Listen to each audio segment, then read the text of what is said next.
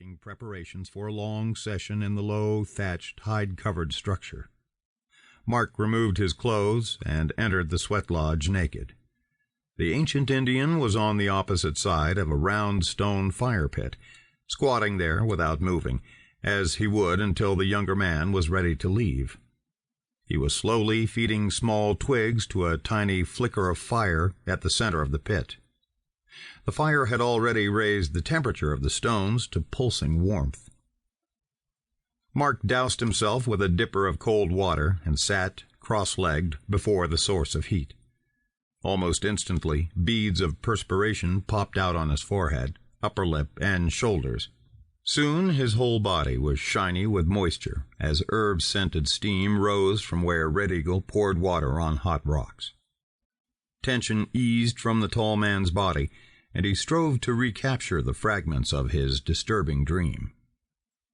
Concentrate on the small children. In previous dreams he had seen their faces, twisted in agony and screaming in terror, yet they had seemed familiar to him, like the faces of someone he should know, had known, perhaps. But when? And who? Donna Morgan's presence in the dream was easy to understand. Auto accidents, even the all-too-common daily freeway slaughter, always reminded him of Donna and the way she met death on the back road to Big Bear. She was a victim of the same mafia hoods he had smashed when he busted up Don Pietro Scarelli's heroin ring.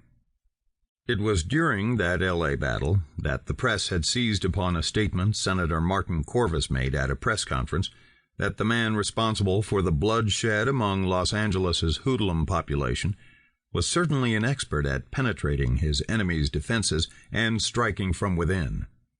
The name Penetrator stuck, and Los Angeles proved to be only the first in a long chain of brief, violent, and always decisive skirmishes against the corrupt figures who made life just that much more miserable for the little guy.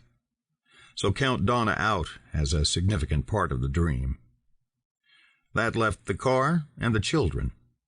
What was their importance? There was one way to find out. He had access to the best memory formula devised by man.